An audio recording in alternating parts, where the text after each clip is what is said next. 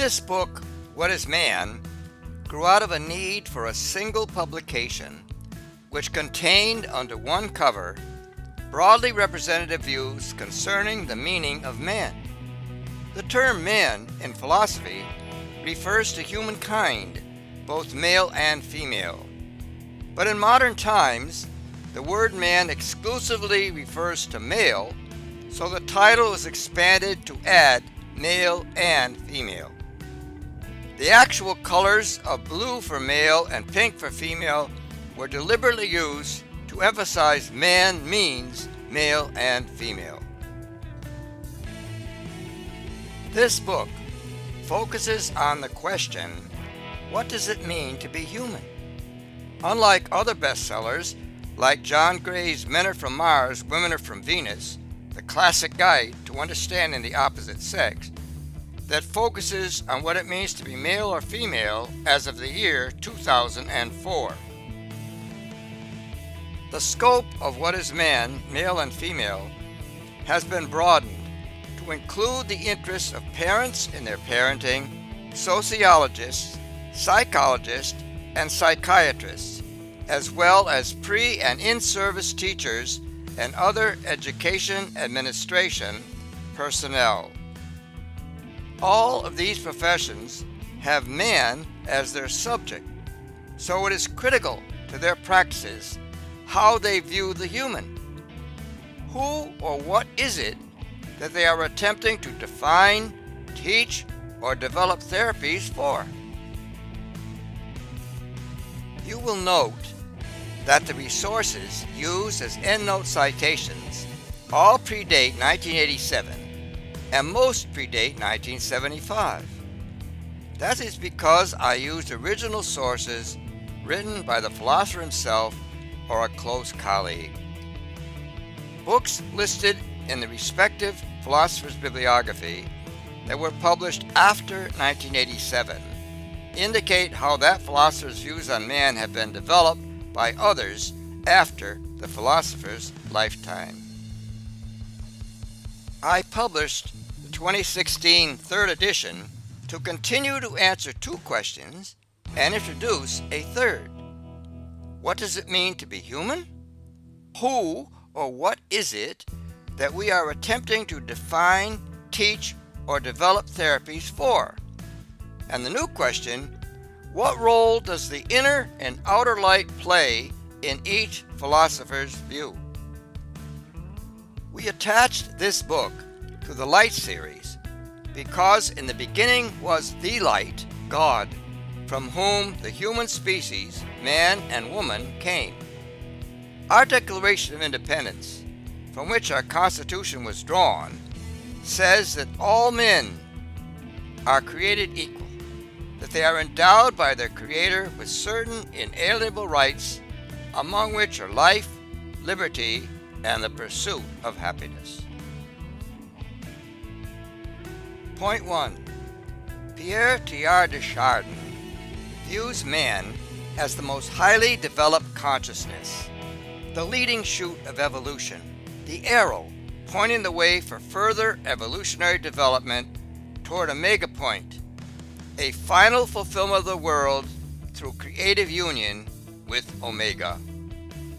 Point 2. As the outer light, the psychical structure of man evolved, particularly his brain and nervous system, the inner light, consciousness, grows ever brighter. The first fully human man was the man who knew that he knew, had the power of reflective thought. Point 1. Martin Buber's view also emphasized the person and the personal. Man, an existent, is most human when engaging in the I-thou dialogue relationship with his Creator, the other than us, and fellow persons. The I-thou relationship with the other than us, God, is the essential human I-thou dialogue relationship. Following from the essential relationship will come other, lesser love relationships with our fellow humans. Love relationships which by definition mean mutual, direct, reciprocal sharing dialogue relationships with others than us. Point 2.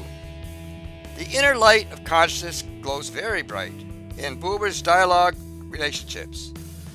The outer light of the cognitive domain, which relates to the physical world, is not neglected but is given secondary importance because man is not primarily an intellect. His or her distinctive quality is not reasoning but valuing. Point 1. Man is a collection of innate tendencies to act.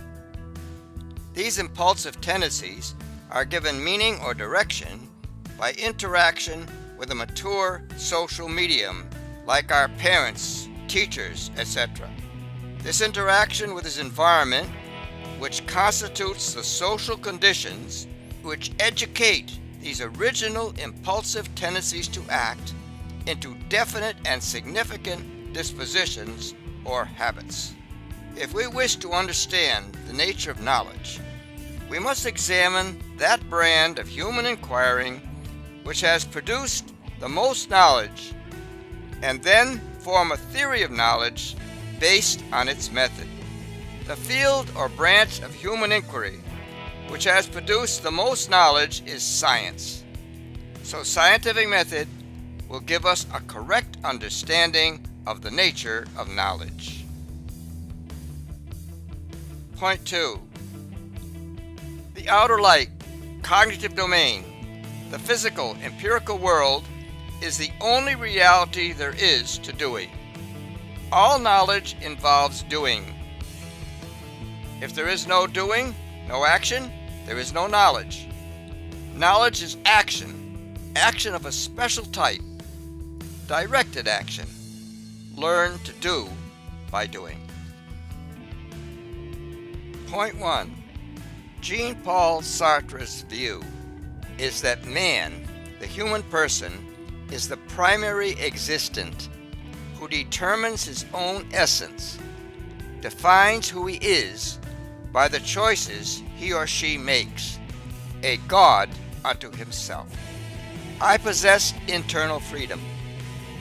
I am not determined, that is, predestined, but I can be influenced by my environment if I choose to be. Point 2. Sartre believed that whether or not God exists is irrelevant, since even if he did exist, he would play a part in my life only if I choose to believe in him first of all, and secondly, then choose to let him play a part in my decision making. Both the inner and outer light play a role in Sartre's view of man. For him, freedom is the ultimate reality, a value in itself. Making choices, especially authentic choices, involves the highest level of consciousness, reflective thought. Point 1. Burris F. Skinner views man as a reactive organism. Man as a reactive organism whose behavior is shaped and maintained by the consequences of a selective environment.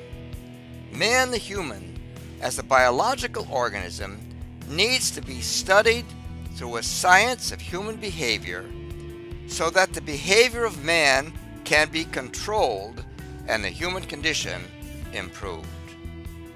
Point 2. Man is physical, not mental and spiritual. He is determined, not free and responsible.